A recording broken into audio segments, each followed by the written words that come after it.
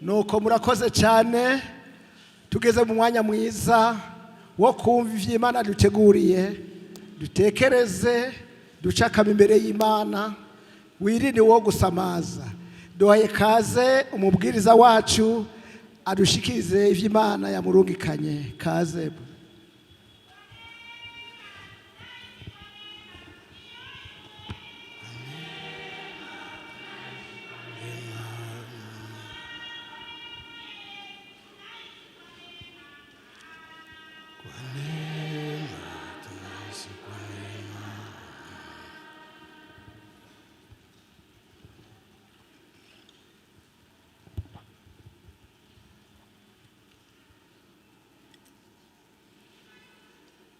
Turashimiye Imana yo mu ijuru data wa twese, kandi abo babashitse hanyuma tumaze gutanga akazi nabo turabahaye ikaze mu ngoro y'Imana bumve bagukiwe. Reka dusangire aya majambo ari mu cete Pawulo yandikiye Abaroma ibice 2 umurongo ugira 2 kugera kuri 6.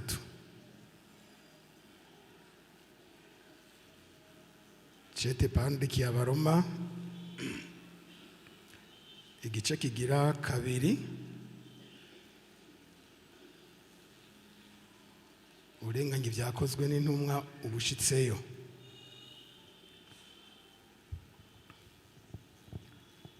Kabiri ariko turazi yuko urubanza rw'Imana ari urw'ukuri, urwicira abakora ibisa bityo. Wewe gamuntu uhinyura abakora ibisa bityo nawe ubikora, mbega wiyumvira yuko uzokira urubanza Imana ica? Canke ukengera itunga ryo kugira neza kwayo n'iry'imbabazi zayo n'iry'ukwihangana kwayo? Ntuzi yuko kugira neza kw'Imana kugushikana kukwihana, ariko kuko ufise umutima ukomanda utihana, urindiriza uburake buzoba ku munsi wo kuraka, aho amateka abereye Imana azohishurirwa. Izokwishura umuntu wese ibikwiranye n'ivyo yakoze. Amen. N'aya majambo y'Imana tugiye kuvugana ko umwanya mutoyi,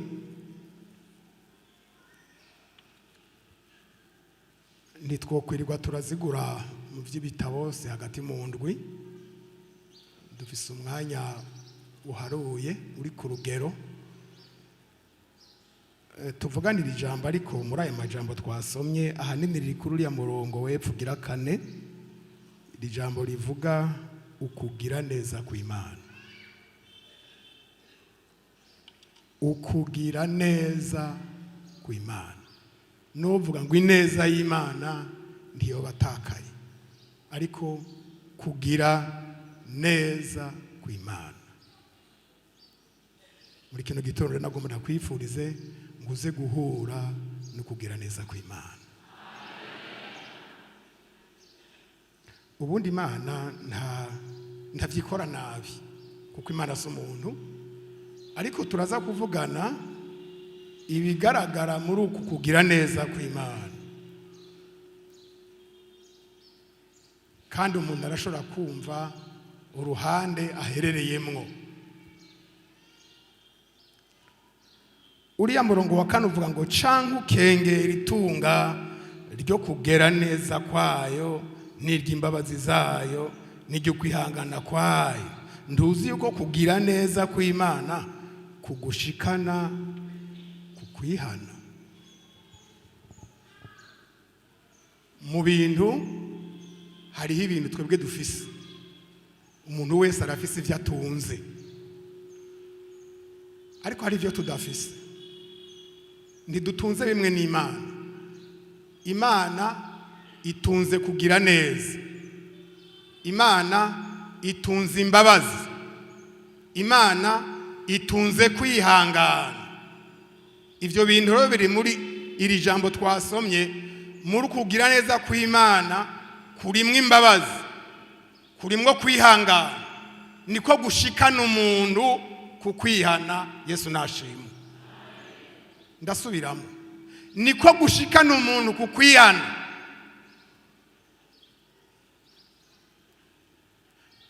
kwihana ni ijambo rinini kandi ijambo rigoye, ni ijambo rigumye. Umuntu arashobora kuba umunyacubahiro mu vyo mwishengero, amabango mu vyo mwishengero, ariko kandi atihanye adashobora kuja mwijuru. Kwihana gupfukama ni kimwe, kwihana ni kindi. Mbega kwihana mu buryo, ngire mbanze mu nyihanganire mbaze gatoya, mbega kwihana birababaza canke biroroshe? Kwihana birababaza? Aya, shanza kwihana bitababaza. Kwihana ntibibabaza. Biraza kungora gatoyi kuko ugwaruka rokuraruka no munsi gwarutse amategeko yo ku mashure agenda arahinduka, agenda araka inkomezi canke ububasha abigisha canke ba mwarimu. Abize kuva muri 60 na kwinjira muri 70 mbere kugera no muri 80 kwarukira ngaho umugabo. Umwigisha akubwiye ngo genda uzana inkoni, wewe ubwawe uce wikubita. Nuko vyagenda, mwacerewe muri babiri naho mwarakubitana. Ndiko ndabesha abakurambere nka jewe. Iyo bakubariye kwikubita, niyo bakubariye gukubitana n'uwo muri kumwe, ni hehe mu kuboko hajamwe inguvu? Hajamwe inguvu mu mwanya wawe wo gukubitana. Turaduze hejuru, wewe urikubise, murakubitanye, haramukiwe mwarimu nawe.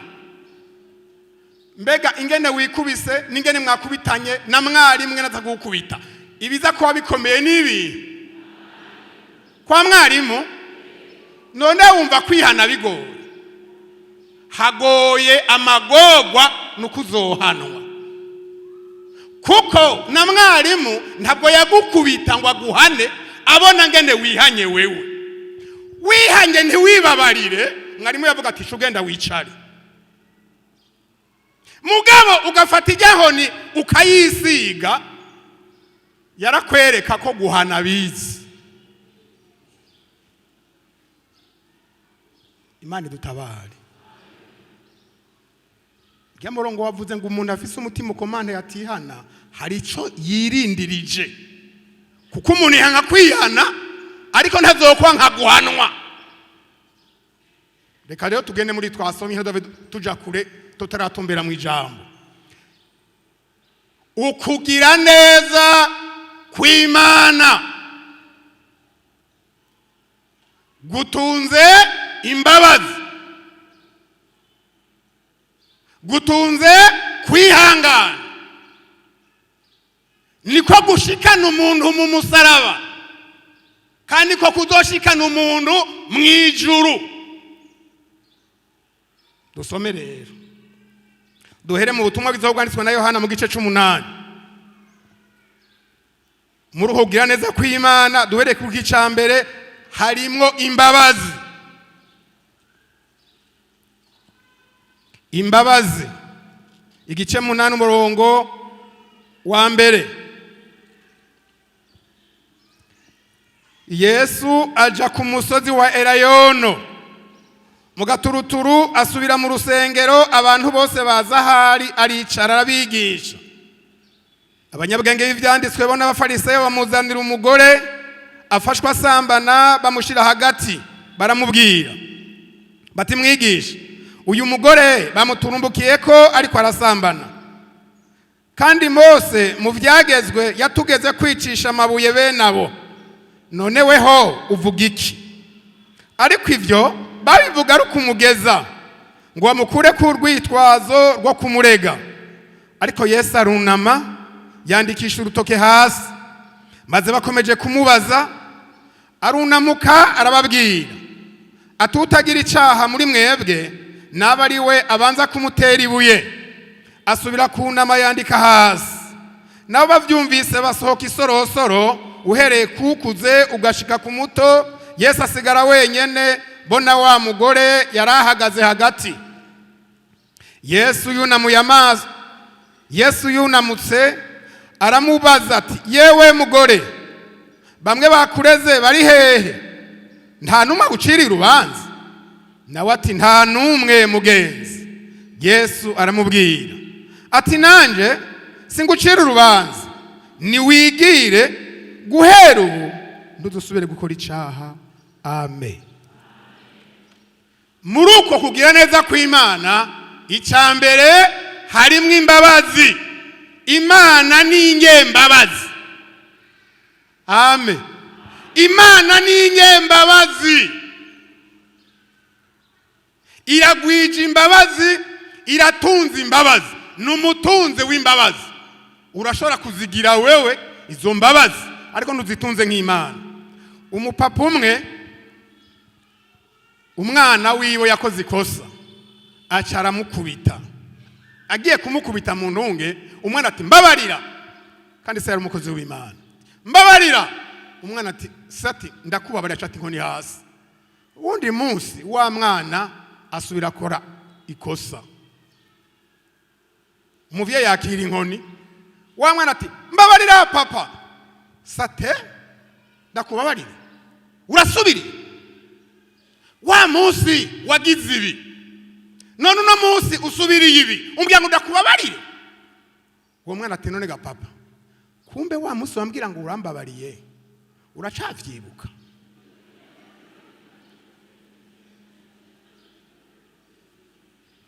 None abantu ntitumeze uko. None hamwe Imana yovuga iti, ngire kugarutse, ngire nkubaza aho wahereye, aho uragarutse, ninde muri twebwe yoja mu ijuru? Imana iratunze ikintu citwa imbabazi z'umurengera. Kandi mpora mbona abantu bakagogwa, akiserana amagogwa, agatunana n'amagogwa, akinjira akagenda, akinjira akagenda, ukamengo n'ibindi yikoreye. Ariko Imana yo mu ijuru, data wa twese, ni inyembabazi. Uyu mugore mwaramusomye ko kenshi, mwaramwigishije, mwaramwizeko, mwaramubariwe, mwaramuvuze byinshi. Yesu yaraye gusenga, haraho umuntu arara gusenga bukiyagahura n'ikibazo ngo mbega Mana uri hehe? Ni inyishu y'amasengesho warayemo. Ukayararamwo bukiyaguhara n'umuntu akakuvuma amate, ntuzobaze ngo mbega Mana. Wewe ntarara gusenga bakazinduka bankubita, ni inyishu y'amasengesho warayemo. Waruzi ngo bacaba. None ntimwasomye 17 Yesu avuye ku musozi ntiyasanze umuntu basengeye bikanga. Aha yari yaraye gusenga ku musozi wa Eleyono, ngo aze asanganirwa n'abafarisayo n'uyu mugore batumviriza tego nguyu. Ati nibiki twamuturumbuka ari mu vyaha, kandi utarishura hari vyagezwe rya Mose tugendana mwenaba waraciye. Nta kujya mu mwihwezo, urubanza nkuru turaruzi, nukumwicisha amabuye. None ko bari bazi urwo rubanza ingene rucibwa, bari bamuzaniye Yesu kugira handi bamutekwa amayezi y'uwo muntu. None kubera iki batarusize mu ngiro kandi bazi ingene rucibwa? Hariya batubwiye ngo bari ko baramutega kuko yaravuye gusenga, nawe basanga ntategeka, aranyerera. Amen. Ntategeka. Si mu butegetsi ndiko ndavuga, baratega kujya kwifuko bayitega, yabibonye ko yatezwe, hari kigende gaca wundi mwobo isohokeramwo atari wa wundi yinjiriramo, ngo yazibiye ahitazibira ntiyabimenye. Abakizwa yasenze Imana biraza akazibira, najo bizoza, na hirya yajo bizoza. Ukiri muri uyu mubiri icyango bari abantu bakina, harabagira ngo urya ngo ni defense. Bari abantu usanga amaguru yabo ameze nk'ibishitsi, kuko bahura n'akazi gakomeye kuko niyo bitega kiriya gitego hajya abantu bavuga ngo nuwo mwigore asama icyabarenganye ivyinshi nibo babizibira. Uyu mugore rero namwe mwiyumviriye by'ukuri bavuze ngo twebwe dukunda kuvuga tugira ivyitohoza bigera kure bamuzanye ubona Yesu hatarahomenga curubanza nk'umuntu yerengagije ibintu wari kumujana muri duruwa y'uno munsi naje uwo munzanira jewe umuturumbukiye ko ego none yari kumwe nande uwo bari kumwe ninde kandi ni ngombwa kuvuga uko arihe mumusize mugenzi we bari basangiye iki cyaha arihe Yesu ntiyabigiye ko aca kubera yaza bamuzanye n'ikibazanye ati biroroshe ivyo Mose yavuze nuko nyene ayo kandi tubirabyaniye mu gaharuro aca avuga ngo umuntu azoba yamufashe akaba atajwe rimwagiriza adoca gorora ibuye rya mbere atangurira abandi bakurikira bavuga ngo acarunama hasi ngo atangura kwandika siko none namye niyumvira kuri aya majambo nukuvuga iyo abantu bakiregana bose baba barabagororotse mugabo bazahugira ingorane bimaze kwihwezwa hamaze kurondegwa umwe muri rusanga abantu ngo twebwe mugabo iyo hageze kuri umwe akabati jewe usanga inkomezi zaheze aranyagara avuze ivyo jewe siho nari murabona ndi wavuba kuri Bibiliya yemwe mugabo ndibaza ndi amaze kwandika ntawuzi ivyo ariko arandika avuga ati naho uri kuravuga none wewe naho wamuzanye suko batagufashe wa munsi ntiwasambanye aravye rero atya none harya no kubahuka wagacagenda unati wewe mu byo yavuze harabarya ingo z'abapfakazi nta rugo rw'abandi watwaye ego nta uri kare kwagiriza ko kumbure n'uwo kwagirije buramwishe none wewe ngo agize ati yemwe abo taco bibagiriza baramutera jewe ndagiye nta wasezera uwundi ariko bakiri mu birego bari kumwe hageze kubiregura hagiye umwe kugezaho Yesu yunamuka kuko Yesu afise amaso imbere n'inyuma iyo bagenda yarababona ahengereye baheze kugenda kuko Yesu ari wafise ijambo rya nyuma. Haleluya! Kandi ijambo rya Yesu nirgingira kamaro ntavugira ijambo ubusa. Yesu nta jambo rimucoroka nka jewe nta umukonda na kuvyo yavuze Yesu ivyo avuga bisubiramwo ndavuga ngo mbabarira. Wa mugore bamwe bakureze bari hehe imvugo yakoresheje aba imvugo ikomeye sindabizi mugenzi nukuvuga uko Yesu reka aravugana n'uwo mugore bitandukanye nuko babantu bavugana n'uwo mugore kwicasha n'umunsi nturara ahatarara. Haleluya! Nturara kandi Yesu ari hari urahwera kandi yaje kuzura abapfuye. Atumviriza rero nanje ubwanje turi kwijambo ngo muri kwagwira neza kw'Imana harimo imbabazi. Nanje ubwanje nta romanza naguciri mugabo genda ntuzusubire gukora ivyaha. Ndikomengo ndabona uwo mugore demarche yagize ntayo mbona kuko seho nari ndatashe naho nari naciri ubwo gupfa ndatashe kubera Yesu. Kandi mu bundi buryo kandi abatwende ndatashe kubera uyu musore yitwa Yesu. Erega Yesu ntebwe umugabo nk'uko kwiwanje mu mubiri yari umusore kubera uyu musore Yesu ndatashe. Aranciriye urunyuranye n'ubwo abaherezi bari banciriye n'abafarisayo. Arambohoye nari nsanzwe ntekeye. Haleluya! Muruko kugira neza kw'Imana harimo imbabazi.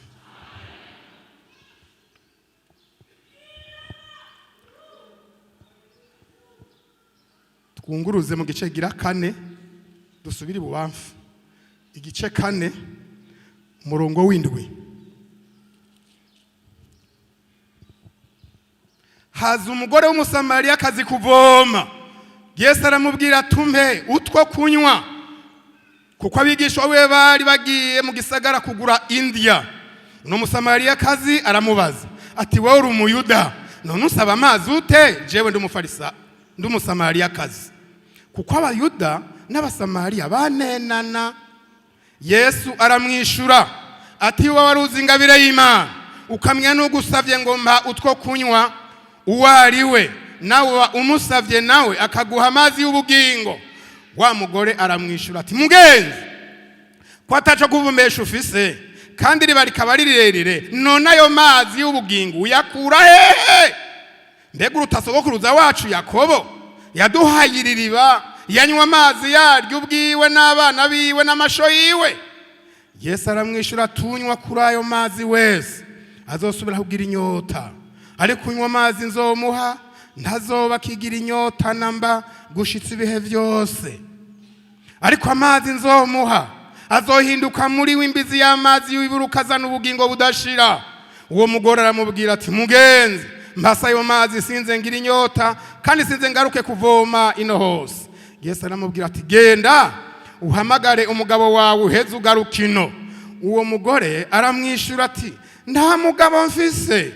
Yesu aramubwira tuvuze ko kugize ngo nta mugabo ufise, kuko wari ufise abagabo 5 ariko ufise ubusu umugabo wawe, ivyo ubivuze ukuri.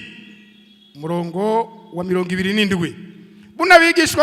Bunabigishwa biwe barashika batangazwa nuko avugana n'umugore, ariko nta wavuze ati urondera iki canke ngo muvuganira nawe iki. Maze uno mugore asiga umubindi wiwe hano asubira mu gisagara abwira abantu ati nimuze muraba umuntu ambari ivyo nakoze vyose, nambariwe Kristo. Bava mu gisagara ngo amusange yari. Yesu nashima. Uyu mukenyezi nawe nyene mubona arafise ingwara zirabaho, kandi hajyaga nta muntu agwara bigomba. Ega ingwara ntiryoshe, nta muntu agwara bigomba. Uyu mukenyezi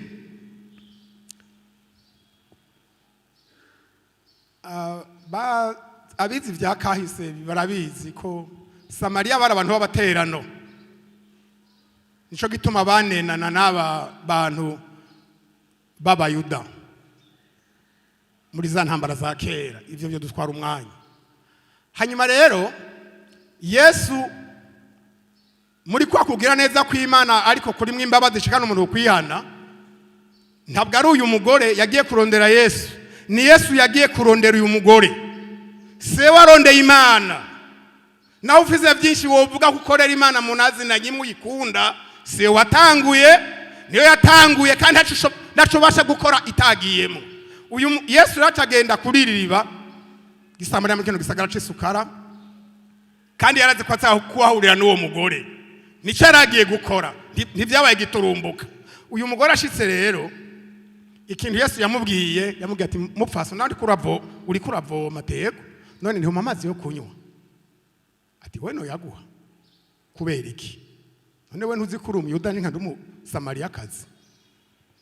None mwebwe mwiyumviriye nk'abantu, mbega uwarakwiye urumva baranenana ndavyemere, mugabo umwe muri aba avuga ati mpayo mazi.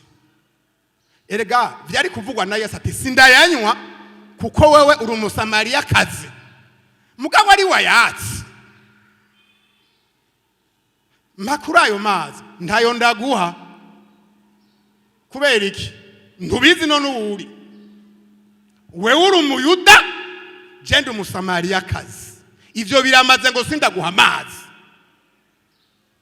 Yesu aramwitegereza, none nkajewe nka wewe bigezaho woronka ibindi uvuga aho hantu ga yemwe. byoca bihera muravuga uti nagenda mugire neza mweko avyanse ndigiriye n'Imana yabibonye ko atampaye kaze ko atanyakiriye ntacu. Imana suko Yesu acarakata ati hewe naho yanyimye iyo mbinya ingabire y'Imana ukamenya no gusavya amazi uwariwe wamuha kugira ngo nawe aca guha amazi y'ubugingo. Uyu mudamu yarasanganywe ingwara, ayo mazi uyakura hehe? Kwiriba rirerire iri Yakobo yaduhaye wewe yakura hehe? Urutabasaba kuruza ba Yakobo. None ayo mazi umugore karavoma gantuze ego bavumisha wa mugozi kure. None yashobogwa n'umugore yonaniwe n'uwo musore akagaye. Abantu baragayana iriba nirirerire nawe nyene arayakurayo kandi ari umutamakazi. Yesu aragaruka ati naho unegura atumve ndakubwire mupfaso umuntu wese anywa ayo mazi wewe uri kuravoma ereka azogumana inyota, ariko uwonywa yo jewe nomuha kuko yiburuka muri wazana ubugingo ntazosubira kugira inyota ukundi. Wa mugore asharafatwa tego ko bimeze uko mbayo mazi sinze ngarukino ntanarasanzariye mu nzira uja hajya kwibombo publique nukubwiye ati ndakuzanire mu nzu muhira nibaza ko vuga utemweka ivyo uvuga byose ndabikora. Yesu aramwitegera ati ha amazi nkayo rero nawe upfa kuyatanga aragoye yarafise condition ari ibintu umuntu asabwa kugira ngo ndayaguhe ntuzugarukino subira muhira unzanira umugabo wawe muze muraba ntimuzoyafate nabi muzanane ndayaha babiri. Wa mugore ariyumvira ati none ga yemwe nzana nde? Nzana Yakobo, nzana Petero, nzana Yohana, mvuza amazina yo muri Bibiliya kugira ntagire uwo nkomeretse. Nzana Mariko, nzana Filipo, nzana Borotoroma, nzana nde? Ko ari batandatu nzana nde? Ariyumvira ati mugenzi nimba uyampa nimba uyagumya nta mugabo ngira, nta mugabo agira kandi hari uwo yasize aryamye mu nzu. Yesu aramubona tego uvuze ukuri. Haleluya! Iyo tuvuze ukuri ko mu mutima Yesu arabibona. Hari naho tugira ngo twamuhenze. Hari abantu aza gupfukama ngo urumva ngo Imana bari ngo ndahenda Imana. Wewe wohenda Imana uyisumbye ubwenge. Ahubwo urihenda wewe nyene. Niwe wihenda ngo banga urahenda Imana wewe. Wohenda jewe ariko niwe wohenda Imana. Tuvuze ukuri ko mu mutima Imana irabata. Wa mugore uvuze ukuri kuvuze ko atamugabo ugira uko nukuri kuko nujya asigaye aryamye. Suwi wawe atenda abona ko umuntu avugishwa n'Imana kandi aha rero ndazi ko Mesiya azoza niwe azoduserura vyose. Iri jambo ni rinini yemwe ndazi ko Mesiya azoza none gahewe ahuririmba usa gutyo ngo ndazi ko Mesiya azoza uriba kandi uzi ko Mesiya azoza ufise abo bagabo batagira igiharuro kandi uzi ko Mesiya azoza uri mboregwa kandi uzi ko Mesiya ngo ndazi ko Mesiya azoza kumenya ko Mesiya azoza ntivyigeze bimuza kugira ubugaba yararimo cyangwa ubupfu yarimo. Reka ngarukirize ngaho mukanya cava ngaho rero nasekirwa ndaja muri birebire aho twace dusimbira kuri 27. Abigishwa bari kurondera indya basanga rero ariko aravugana n'uwo mugore ariko nta muntu yamubaje ati mbega muvugana ibiki. Barigumya wacaragenda ijambo yatwaye ryari rimwe ingonze kubereka umuntu yambari ivyo nakoze byose nambariwe Mesiya. Amen. Kuko ari yamubwiye ati nije mwene turiko turavugana murumva ko ahugira neza ku Imana kuri mwe imbabazi kwashikanye uwo mugore kugakiza, kumushikana mbere no kumukozi w'Imana, kuko yavuye ngahagenda avuga ati ngo ndabereke ivyo tuvuga twebwe nta bindi, ngo ndabereke Yesu aharira. Nubu nivyo ndiko ndavuga, ngo ndabereke Yesu mushobora kuzuza hanyuma mukagira amahoro kazoja mwijuru. Birenzaho nta bindi, kuko Yesu yaba Yohana yaba Yesu zabintumwa, ijambo ryari rimwe, genda mubwira abantu ngo mwihane kuko ubwami bwo mwijuru buri hafi. Niryo jambo tugendana nta rindi.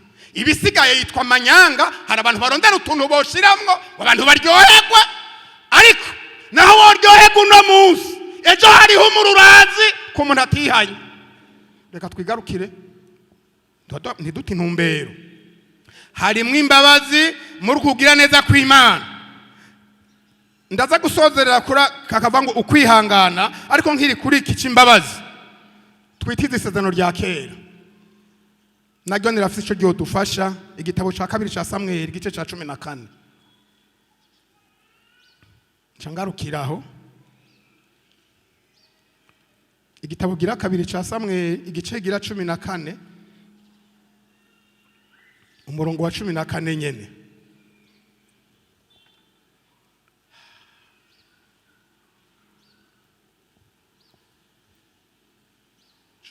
cumi na kane handitse ngo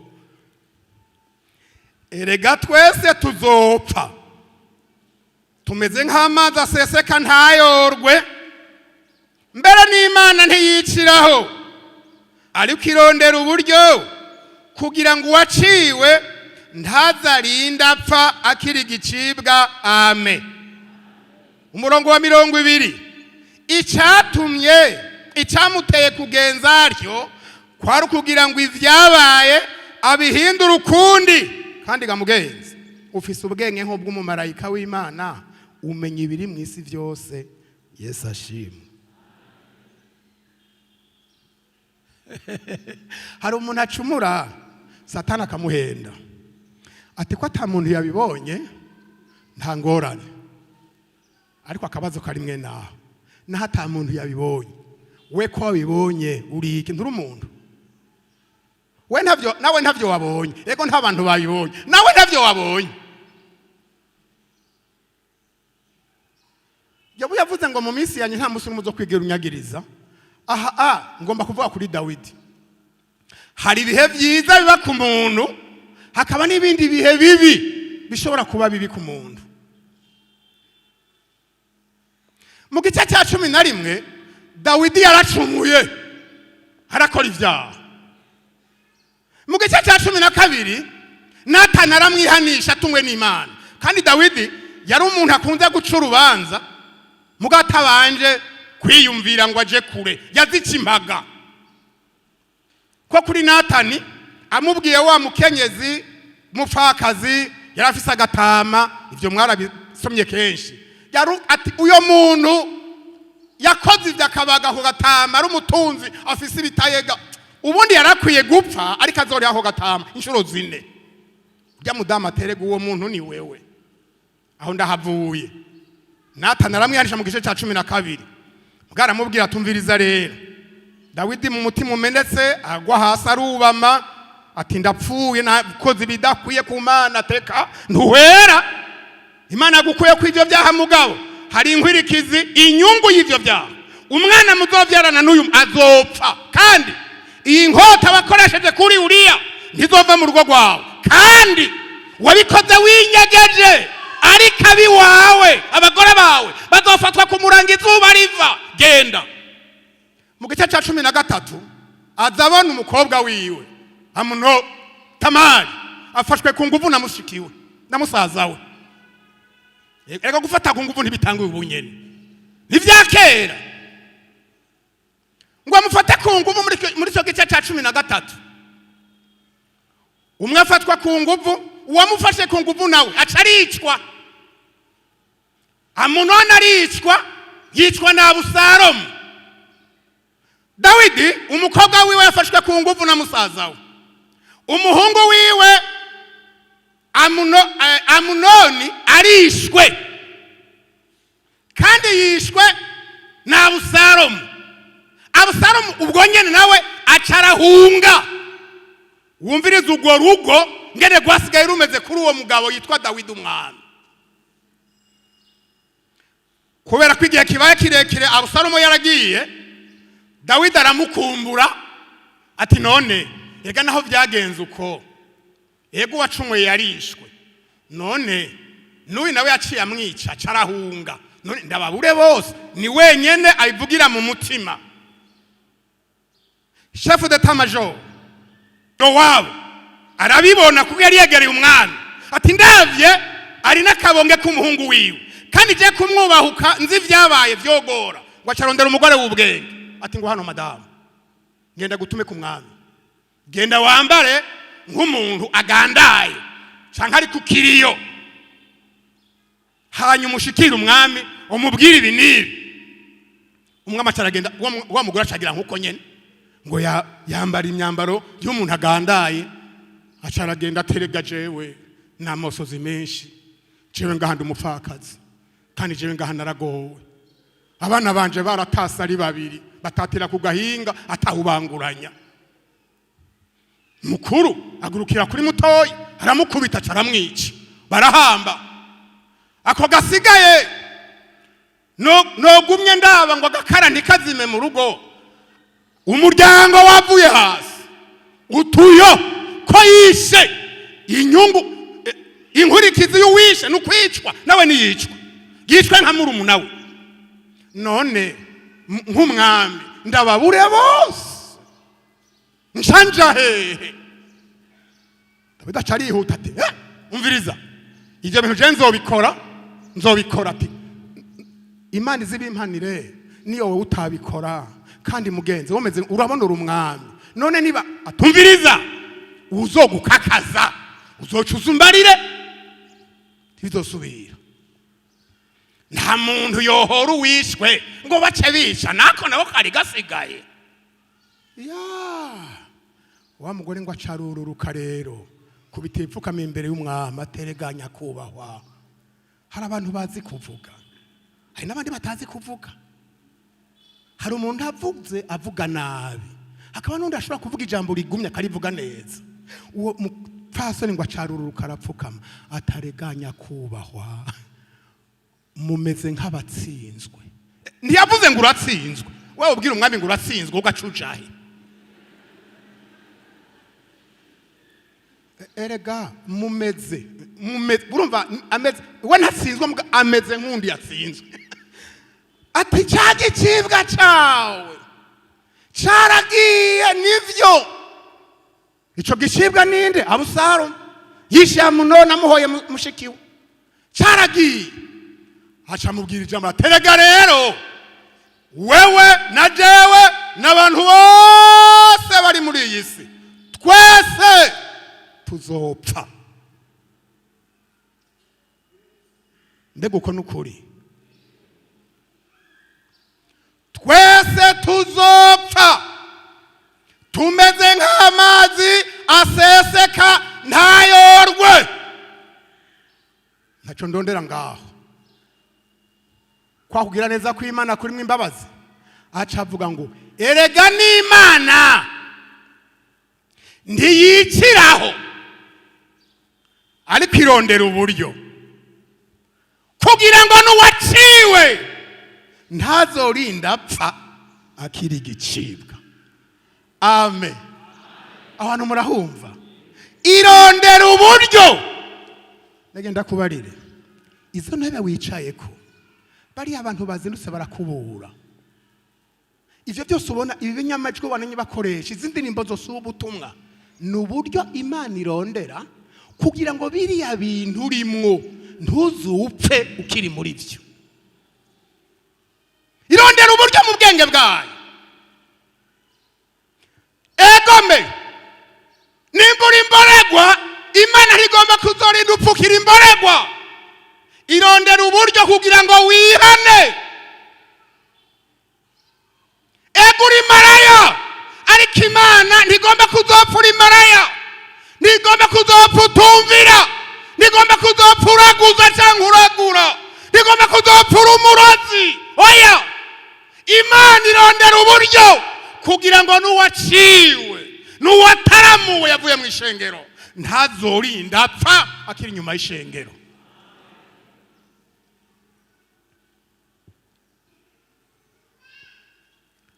ngo icyatumye bigenda gutyo, Imana yagombye ngo bihindure ukundi. Nukundi Imana ibihindura kugira ngo ushikirwe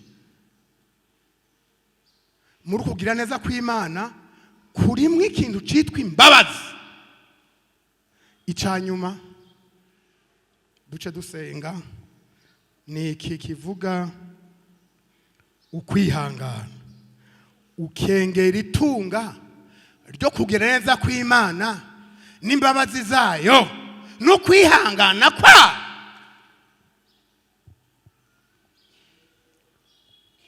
Yesaya 48:9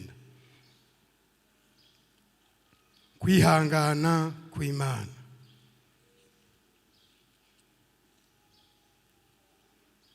mirongo ine n'umunani umurongo wa 9.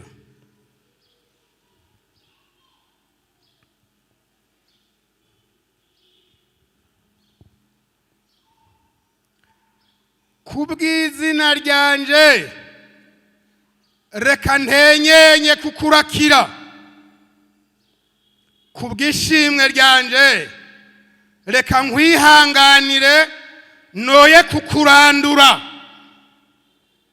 Ezekiyeli yavugishijwe ngo Abisirayeli ntibahawe igihugu kubera ko bari bagororotse, ariko ngo Imana yagwa n'izina ryayo ngo ryoye gukengerwa mu banyamahanga. Imana irashobora gutenyenya, Imana irashobora kwihanganira umuntu, kandi iyo idatenyenya ntubukiriho. Iyo itakwihanganira ibyaha biba byaraguhanze. Iyo itakwihanganira hariya mu kaboregwa ntiwari kuvayo, wari gukorokera mu manga kubera kuboregwa, wari guhitanwa n'ihwirikizi z'ibyaha wahozemwo. Kandi n'uburaburi ngaha kubera iki? Gutenyenya kw'Imana, kwihangana kw'Imana. Imana yarakwihanganiye, hari ibintu wagendeyemwo bibi, Imana irakureka, ariko ntibizogumuko. Reka ndakwihanganira, reka ntenyenye. Ntuteshe umwanya gutenyenya kw'Imana, ntutesheshe umwanya ukwihangana kw'Imana. Kwihangana kw'Imana n'agakiza.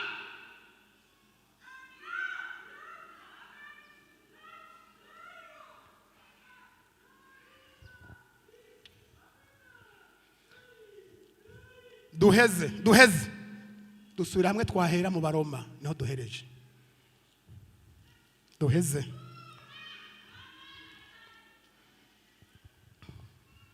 umuntu ugira 5. Iyo bishitse umuntu ntatahure ukugira neza kw'Imana, ntatahuriza imbabazi z'Imana, ntatahure kwihangana kw'Imana, hari umuntu atabitahura.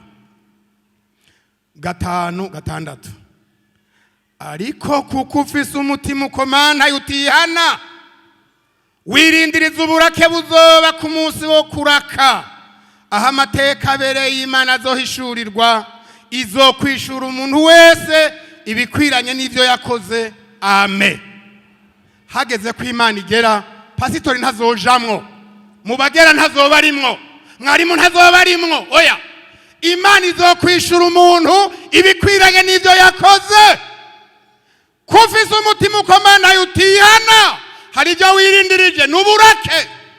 Hari aho usanga n'uburake bw'umuntu w'umugabo bwotura umuntu hasi, uburake bwa shebuja w'umukozi bwotura umukozi hasi, uburake bw'umuntu w'umugabo bwotura umugore hasi, uburake bw'umugore bwotura umugabo hasi.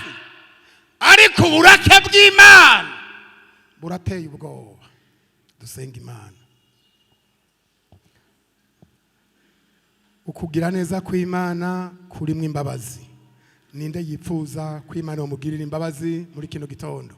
Ninde yipfuza ko yarakwihanganiye Imana, kandi niko ushika n'umuntu kukwihana ivyo vyose vyakugoye, uri ivy'abantu bamenye, uri ivy'abantu batamenye, ko yakwihanganiye igatenyenya haguruka nk'uyu mugore, haguruka mbere y'Imana. Mana ngirira imbabazi, Mana ngirira imbabazi, waranyihanganiye, yutanyihanganira simba nkiriho. Nahanuwe kenshi ndanka, nahanuwe kenshi ndagamika izosi, nahanuwe kenshi ndabigwiza n'ubusa. Mana mbabarira. Turaguhaye ikaze.